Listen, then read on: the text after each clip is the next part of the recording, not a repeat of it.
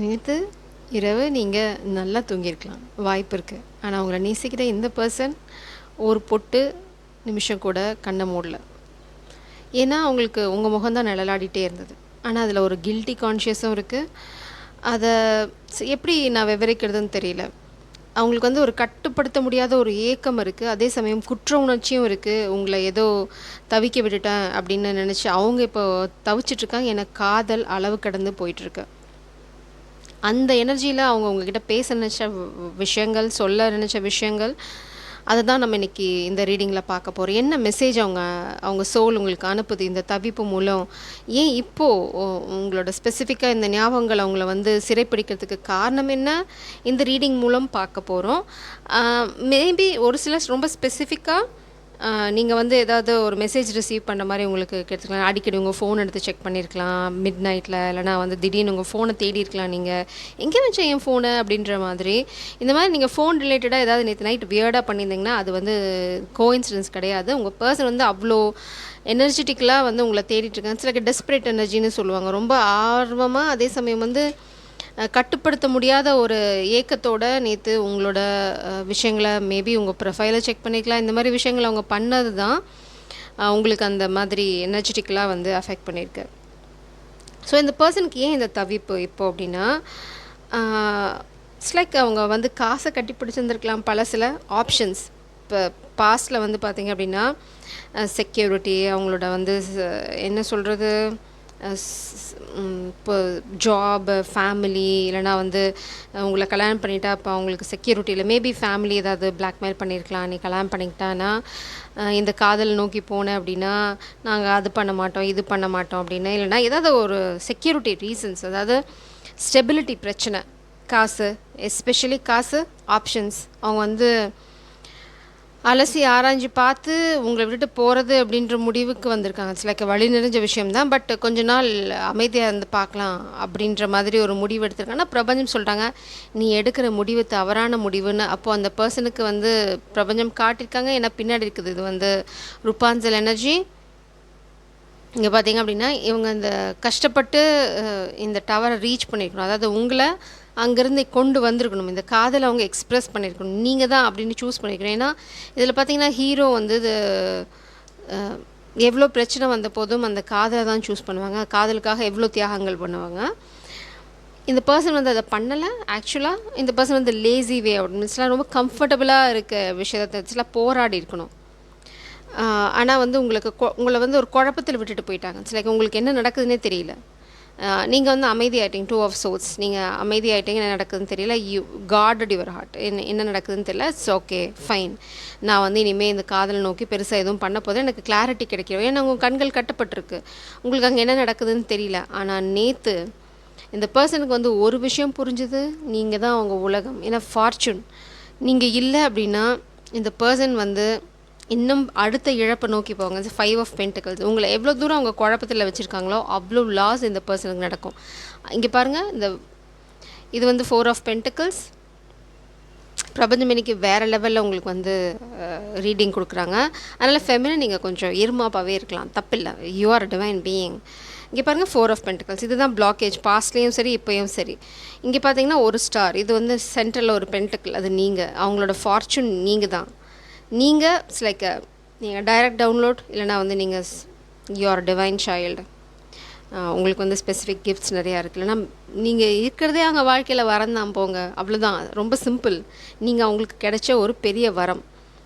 இந்த வரம் இல்லாமல் அவங்களால இந்த ஸ்டஃப் சைக்கிள்லேருந்து வெளியில் வர முடியாது. பிரபஞ்சம் என்ன சொல்கிறாங்க, ஒன்றா இது ஆப்ஷனே கிடையாது. சந்தோஷ் சுப்ரமணியம் மாதிரி 2 கையை காட்டி பிரபஞ்சம் 2 விரல காட்டி அவங்களுக்கு வந்து ஒரு விரல தொடுன்னு சொல்லலை. அவங்க ஒரே விரல் தான் நீட்டுறாங்க. அது நீங்கள் தான். இதை தொட்டால் மட்டும்தான் அவங்க வந்து இந்த பிளாக்கேஜ்லேருந்து வெளியில் வர முடியும். இந்த பணத்தட்டுப்பாடு, ஃபினான்ஷியல் லாஸு, லாக்கு, இது எது அவங்கள இப்போது கட்டி போட்டிருக்கோ, எது அவங்கள குழப்புதோ, ஆக்சுவலாக அதுதான் அவங்களோட விடையே. அதுக்கான விடை யார்? நீங்கள் தான். இங்கே பாருங்கள், உங்களுக்கு பின்னாடி வந்து ஜொலிச்சிட்ருக்க ஒரு தங்க ஒளி வட்டம் உங்களோட எனர்ஜி. அது உங்களோட அபண்டன்ட் எனர்ஜி. ஆனால் நீங்கள் குழம்புனீங்க அப்படின்னா இந்த கண்கள் அவங்கள பார்க்காது. இட்ஸ் லைக் என்ன சொல்கிறது, நீங்கள் உங்கள் பார்வையில் உங்கள் காதலில் தான் உங்களுக்கு பிளெஸ்ஸிங்கே இருக்குது. நீங்கள் கண்ணை மூடிட்டீங்கன்னா அந்த பிளெஸ்ஸிங் அவங்களுக்கு கிடையாது. பிரபஞ்சம் வந்து ரொம்ப அழகாக சொல்கிறாங்க, நீங்கள் கண்ணை மூடிட்டிங்கன்னா அவங்க உலகம் இருண்டு போயிடும். அதுதான் இங்கே ரொம்ப முக்கியம். இவங்க வந்து அடுத்த ஸ்டேஜுக்கு போக போகிறாங்க. It's like a very specific message. அவங்க நினச்சிட்ருக்காங்க உங்களை விட்டு விலகி இருக்கிற மாதிரி ட்ராமா போட்டால், இல்லைனா வந்து விலகி இருந்தால் அவங்களுக்கு வந்து அடுத்த ஸ்டேஜ் கிடைக்கும். இப்போ 4 ஆஃப் பென்டிகல்ஸில் இருக்க, நான் வந்து அடுத்தது பெருசாக ஏதாவது சாதிப்பேன். பிரபஞ்சம் சொல்கிறாங்க காம் டவுன் பாய், நீ வந்து 4 ஆஃப் பென்டிகல்ஸ் இருந்தால் அடுத்த லாஸுக்கு தான் போக போறிய தவிர எதுவும் கெயின் பண்ண போகிறதில்ல. So be honest. இது பிரபஞ்சம் சொல்கிறாங்க. இது பிரபஞ்சம் அவங்களுக்கு கொடுக்குற கிளாரிட்டி, டிவைன் இன்டர்வென்ஷன். சப்போஸ் இந்த பர்சன் வந்து இந்த தடவையும் இதை புரிஞ்சிக்கல, வந்து ஸ்ட்ரைட் ஃபார்வர்டாக இல்லை அப்படின்னா, உங்களோட சேர்ந்து தான் அவங்க ஒர்க் பண்ணணும். லாயலாக இருக்கணும். உங்களோட பிரபஞ்சம் கொடுக்குற கிளாரிட்டி என்னென்னா, நீங்கள் அவங்க பிரபஞ்சம் 3 பேரும் சேர்ந்து வேலை செய்யணும். It's like very loyal. இது வந்து ஒரு ப்ராஜெக்டாக இருக்கலாம், இல்லைனா வந்து இங்கே பாருங்கள், இது வந்து இட்ஸ் லைக் சுஃபி, என்ன சொல்கிறது, ஒரு மெச்சூர்ட் பர்சன் வந்து அவங்களுக்கு கொடுக்குற கைடன்ஸ். மேபி உங்களுக்கு யாராவது கைடன்ஸ் கொடுத்துருக்கலாம். இந்த பர்சன் வந்து சப்போஸ் இந்த ஆப்பர்ச்சுனிட்டி எடுக்கலை அப்படின்னா, they are going to miss you and அவங்களோட வெல்த் அபண்டன்ஸ். அதாவது அவங்களுக்கு இனிமேல் வாழ்க்கையில் பணம் அப்படிங்கிற விஷயம் வராது. பிரபஞ்சம் வந்து ரொம்ப தெளிவாக சொல்லுங்க. பணத்துக்கு தான் அந்த காதலை விட்டு ஒதுங்கியிருக்க, காதலை கன்ஃபியூஷனில் வச்சுட்ருக்க, இனி அந்த பணம் உனக்கு கிடைக்காது அப்படின்ற அந்த பணம் அவங்க வாழ்க்கையில் வரதுக்கான வாய்ப்பை எல்லாத்தையுமே பிரபஞ்சம் அடைக்க போகிறாங்க. அவங்க உங்களை ரியலைஸ் பண்ணலை, இந்த காதலுக்கான மரியாதை அவங்க கொடுக்கல அப்படின்னா இட்ஸ் லைக் முடிஞ்சு போச்சு. அவங்க எவ்வளோ தலைகீழாக விழுந்து தண்ணி குடித்தாலும் நோ. அகெயின் 3 ஆஃப் பென்டிகல்ஸ் உங்களோட சேர்ந்து அவங்க ஒர்க் பண்ணி ஆகணும். This like a divine plan.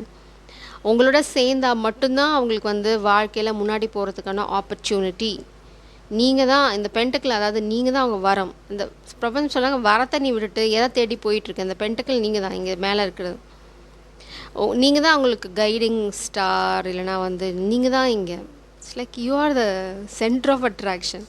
எங்கே போயிட்டுருக்கு அப்படின்னு கேட்குறாங்க. பாருங்கள் 8 ஆஃப் பென்டிகல்ஸ். நீங்கள் உங்களோட சேர்ந்தால் மட்டும்தான் அவங்க இந்த 4 ஆஃப் பென்டிகல்ஸ்லேருந்து அப்படியே டபுள் த அமௌண்ட், அவங்க இப்போ என்ன சூழ்நிலை இருக்காங்களோ அப்படியே மாறும் தலைகீழாக.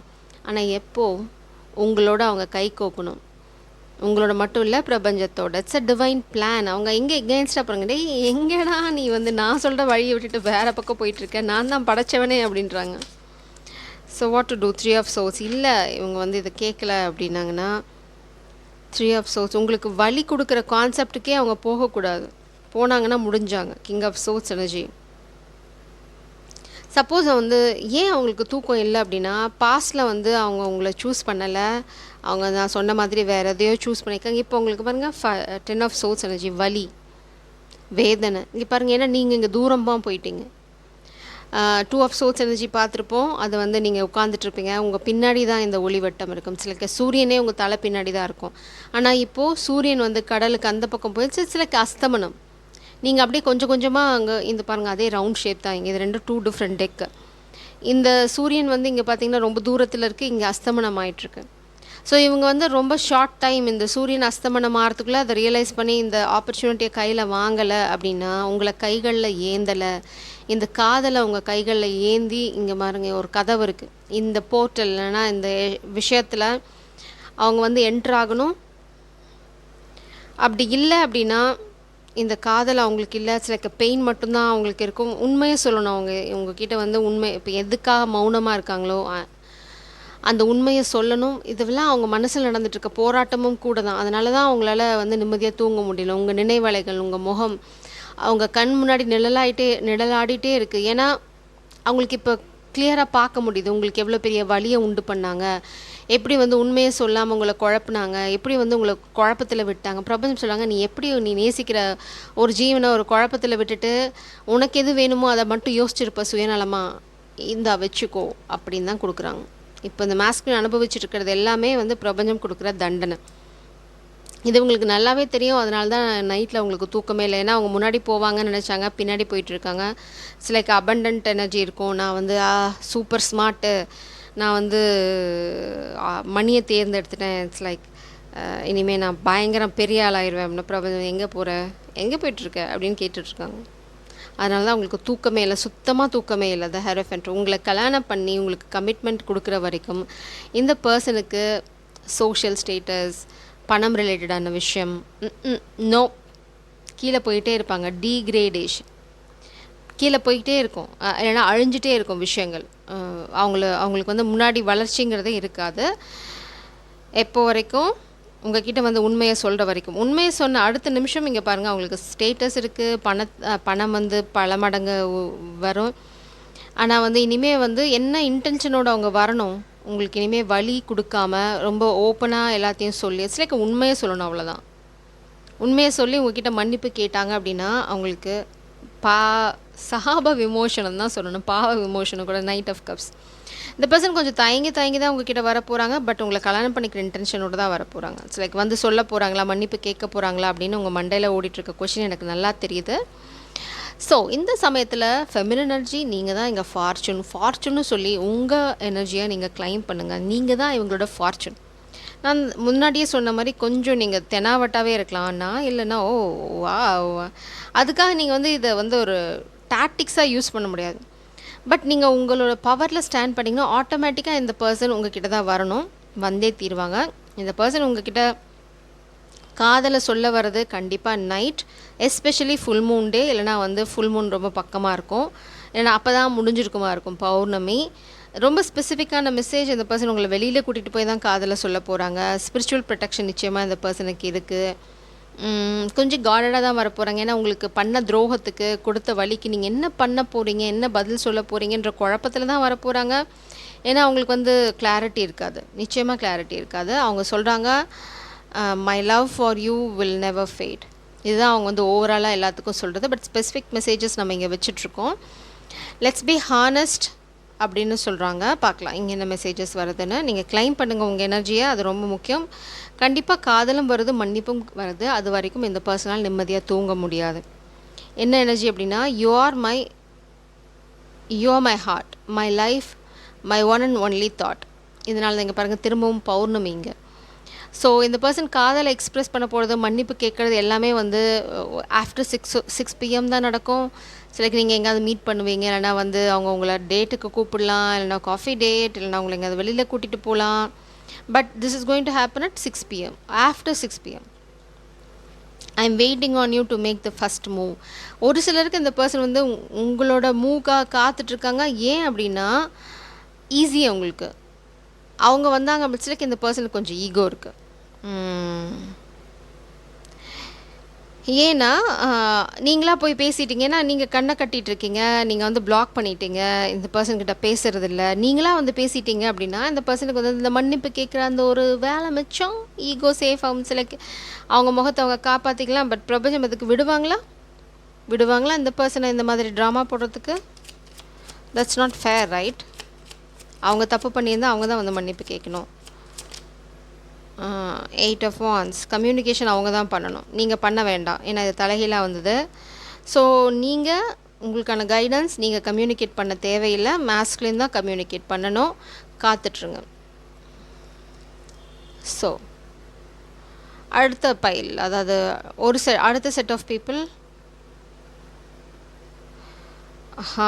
You are my forever and always. இதுதான் நம்ம பாட்டம் டெக் எனர்ஜிலையும் பார்த்தோம். இட்ஸ் லைக் அப் மூவியோட ஃபோட்டோ. ரொம்ப ரொம்ப பியூட்டிஃபுல்லான லவ் இது. சின்ன வயசுலேருந்து வர ஒரு காதல், அதே மாதிரி ஒருத்தவங்க ரொம்ப ஆழமாக நேசிப்பாங்க. உங்களுக்கான ஸ்பெஷல் 2 மெசேஜ் இருக்குது.